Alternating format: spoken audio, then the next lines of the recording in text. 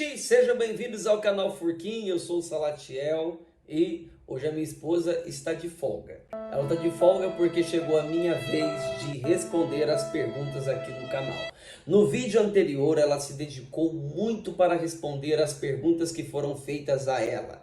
E então decidimos que desta vez eu deveria responder as perguntas que as pessoas quisessem fazer para mim. Então eu estou aqui para responder as perguntas que me foi feita e eu já estou dizendo, gente, fique até o final desse vídeo porque ele está sensacional, ok? Sensacional. O vídeo tá top. Só que antes que você comece a assistir todo o conteúdo desse vídeo, eu preciso que você nos ajude. Você vai se inscrever nesse canal. Você gosta do conteúdo que a gente traz? Você gosta do nosso jeito? Você vai curtir esse vídeo se você realmente achar top o conteúdo de hoje. E comentar, sugerir assuntos ou simplesmente comentar, falar alguma coisa do que você achou, tá ok? E para concluir, você vai acionar o sininho para que você não perca nenhuma notificação nova de vídeos que estaremos postando posterior a este aqui nesse canal, tá certo? Então, sem mais delongas, vamos para o vídeo! Quantos filhos vocês gostariam de ter? Gente, essas perguntas, elas são muito rotineiras. Sempre estão perguntando para mim e para a Rebeca quantos filhos nós iremos ter. Nossa resposta nunca muda. São 3 filhos. O desejo nasceu quando Deus mostrou para minha sogra a quantidade de filhos que tínhamos. 2 nos braços da mãe e 1 no ventre dela. 3 filhos. Nós então começamos a desejar esses 3 filhos. E eu tenho certeza que iremos cuidar muito bem da herança que o Senhor há de nos dar. Portanto, 3 filhos. 3 filhos. Segunda pergunta. Qual a maior qualidade da sua esposa? Minha esposa tem muitas qualidades. É a mulher mais extraordinária da terra, do universo. Ela tem muitas qualidades.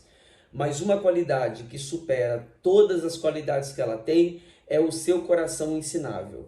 Ela tem um coração aprendiz e tem uma velocidade em entender que precisa aprender cada vez mais com Deus. Até porque eu preciso aprender muito com a minha esposa, com esse coração dela. Ela tem um coração aprendiz e ela quer sempre continuar em progressão de aprendizado com Deus. Ela quer continuar crescendo e aprendendo.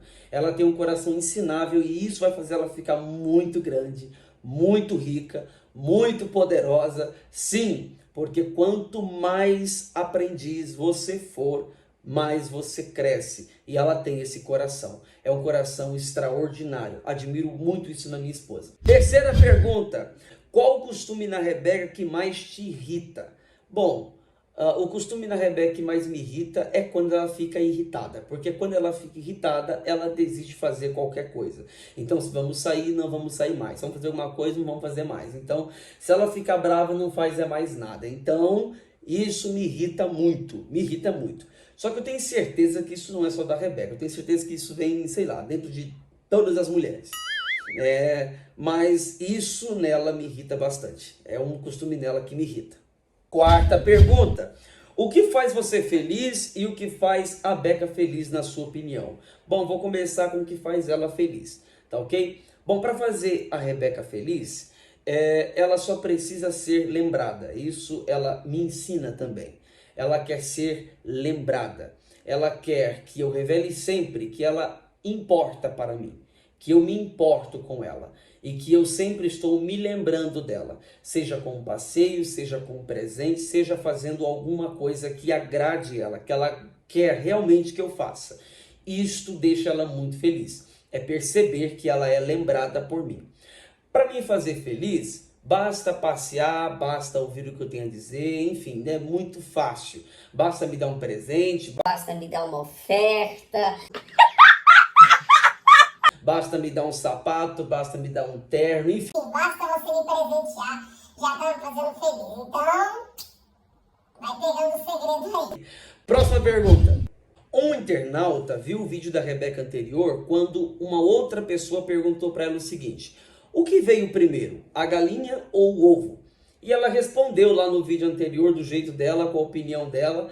E não é que voltaram a fazer essa pergunta para mim? E olha só o que perguntaram. A Rebeca falou que quem nasceu primeiro foi a galinha e não o ovo. O que você acha? Vamos lá então. Então veja bem. Esta pergunta é uma pegadinha teológica, tá? Ela é teológica mesmo. O que vem primeiro, galinha ou ovo? Gente, o que vem primeiro é o ovo e não a galinha. E por que não? Bom, essa pegadinha é baseada em Gênesis capítulo 1 e verso 3. No versículo 2, a Bíblia diz que a terra estava sem forma, vazia, e havia trevas sobre a face do abismo. No versículo 3 está escrito que o Espírito pairava sobre a face das águas, ou na superfície das águas, enquanto a terra estava dentro destas águas. Se você ler a primeira carta de Pedro, está escrito que a terra estava imersa nas águas. Ou seja, esse foi o primeiro dilúvio da Bíblia. A terra estava dentro de um dilúvio.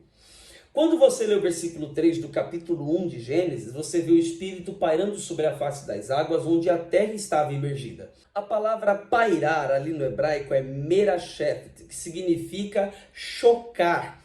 É como se o Espírito Santo estivesse chocando um ovo. Por que uma galinha choca um ovo? Ela choca o ovo para que o pintinho dentro do ovo tenha tudo que for necessário para se desenvolver, principalmente o calor que a galinha está promovendo enquanto choca. É o mesmo que o Espírito Santo estava fazendo com a terra, chocando ela. É como se a terra fosse um ovo. E depois então que o Espírito Santo conclui essa obra de chocar, de pairar, de aquecer a terra, então a terra ela vem a surgir com tudo de necessário para se reproduzir sozinha. Foi aonde lá no versículo 20, versículo 24, onde Deus mandou que a terra produzisse sozinha. Mas isso só foi possível porque o Espírito Santo chocou primeiro. Inclusive a galinha veio da terra. Então primeiro veio o ovo e não a galinha. Pegadinha teológica. Você considera a Rebeca uma mulher sábia? Gente, a Rebeca é muito sábia. Embora eu irrite ela bastante. Bastante. Só que ela é muito sábia, sim. Ela é e está se tornando cada vez mais sábia por causa do temor a Deus que ela tem. Ela tem um temor de Deus tão grande e por causa disso ela tem se tornado sábia. A busca dela incessante pelas escrituras e por sua revelação, na oração e no jejum, isso tem tornado ela uma pessoa muito sábia, sabendo responder, sabendo fazer perguntas e principalmente a conduta dela é extraordinária. Uma mulher muito sábia. É minha esposa e eu tenho muito orgulho dela por essa sabedoria que Deus tem dado a ela. Sim, gente, ela é muito sábia. Vamos para a próxima pergunta. O que perguntaram para mim desta vez é muito precioso. Olha só o que perguntaram. Comenta sobre a forma, rotina e pessoas que te inspiraram e ajudaram você chegar onde está. Forma. A forma pelo qual eu cheguei onde estou foi com muita oração, jejum, leitura, estudo, mas muita dedicação à palavra fez com que eu chegasse onde estou agora. Rotina foi construir uma disciplina espiritual e principalmente natural, tá? Uma rotina de leitura, uma rotina de oração, uma rotina de jejum, tudo isso é rotina. Você precisa construir uma rotina, porque afinal rotina é a vida. Outra pergunta e muito preciosa. Para você, como foi o início do casamento? Foi fácil? A adaptação? Como foi? O início do casamento nunca é fácil, porque você está se juntando com outra pessoa que não pensa como você, não é como você, não tem os mesmos temperamentos que você, resolveria problemas diferente, ou seja, de modo distinto de como você resolveria. Então são duas cabeças, duas visões, dois modos de resolver um só problema. Quando nós nos casamos, foram duas bagagens juntadas e nós dois viemos com mochilas. Nós viemos com mochilas, com culturas dentro, com coisas dentro, que vieram de famílias diferentes e nós tivemos que unir tudo isso. Alguma coisa tem que ser jogado fora, outras coisas têm que ser construídas do zero e outra coisa precisa conciliar. Então não foi fácil, nunca é fácil o início do casamento, porém é possível. A adaptação é possível. Foi difícil? Foi. Mas é impossível? Não. A gente está ainda como recém-casados e construindo uma vida, construindo uma rotina, construindo uma cultura. A gente está se adaptando ao casamento. Não é fácil, mas tem sido prazeroso a cada dia conhecer um ao outro, as limitações, o que causa medo, raiva, enfim, tudo, até mesmo construir as coisas novas. Como fazer para vencer as dificuldades em casa, no casamento, com o parceiro ou a parceira? Com humildade. A humildade é uma ferramenta que todo aquele que for sábio usará para resolver qualquer problema no casamento. Todos os problemas do casamento são resolvidos com humildade. Veja bem, quando estamos numa vida a dois, somos tentados a ser orgulhosos e a ter razão o tempo todo. Então a gente sempre quer vencer a batalha, nós queremos ficar digladiando um com o outro para ver quem acertou, quem está certo, quem tem que se rebaixar, quem tem que pedir perdão. E até alcançarmos isso, nós fazemos muito barulho, perturbamos muito aqueles a quem deveríamos amar. Quando na verdade o casamento não é uma luta ferrenha entre os dois. Então, no casamento precisa haver humildade. Humildade é uma virtude, humildade é uma ferramenta que se usa para vencer qualquer conflito no casamento. O que mantém o casamento não é o amor, é a aliança. A aliança mantém o amor, que sustenta todo esse casamento. Porém, a aliança também é mantida pela humildade. Precisa-se de humildade para ser feliz no casamento. Então, aprendamos com Jesus. Ser humilde ainda é uma ferramenta que funciona. Precisamos de humildade. Outra pergunta. Um lugar que você sonha em conhecer? Bom, tem 2 lugares que eu sonho em conhecer. Mas como é apenas um, eu vou falar aquele que for mais profético para mim. Nesse momento, Israel.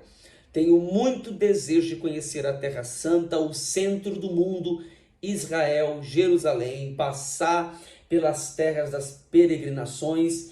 Vai ser extraordinário quando eu estiver lá. Eu quero chorar muito. Quando estiver lá, nós vamos gravar vídeo para vocês, porque eu sei, nós iremos e é muito breve, nós estaremos na terra de Israel. Tá? Então, é Israel um lugar que eu muito sonho em estar.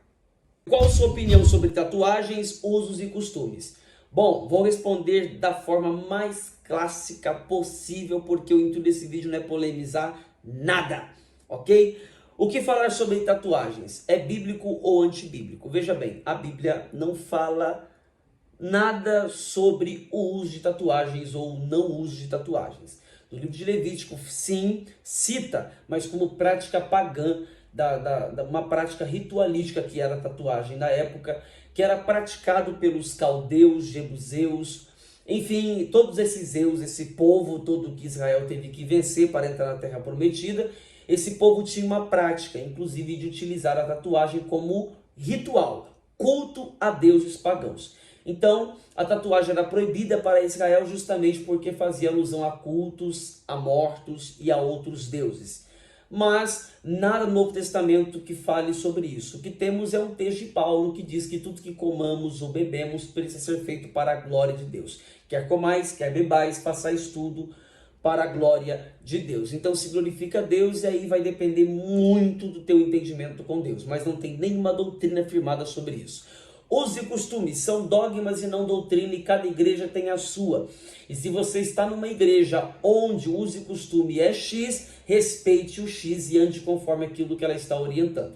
Se for Y, então faça o Y, não há problema nenhum. Por quê? Está na Bíblia, pastor? Não, não está na Bíblia. O que está na Bíblia é modéstia, o que está na Bíblia é respeito, o que está na Bíblia é honra. Se cada igreja tem o seu dogma, respeite aquilo que a tua igreja estabeleceu como uso e costume. Respeite, ok? Próxima pergunta. Você imaginava que viveria tudo o que está vivendo hoje? Gente, sim, eu imaginei, sempre soube, porque Deus nunca me deixou ser pego de surpresa. Ele mostrou para mim um casamento abençoado, ele mostrou o ministério, onde o ministério chegaria, ele foi revelando cada etapa. Tem coisas que nesse caminho vai surpreendendo a gente, mas são aqueles detalhes pequenos, porque o restante de um todo não pegou a minha vida de surpresa. Próxima pergunta. Sua maior conquista até hoje. A minha maior conquista até hoje foi o meu casamento. Foi a maior conquista de todas. E eu sim terei que todos os dias da minha vida continuar conquistando o meu casamento, conquistando a minha esposa. E continuará sendo a maior conquista da minha vida. Porque veja bem, sem meu casamento, meu ministério fura, sem meu casamento, a credibilidade também não tem. Ou seja, meu casamento é a base moral, é a base de tudo. Então é a minha maior conquista, será meu casamento. Com falta ou com muitas coisas na mão, meu casamento será a minha maior conquista.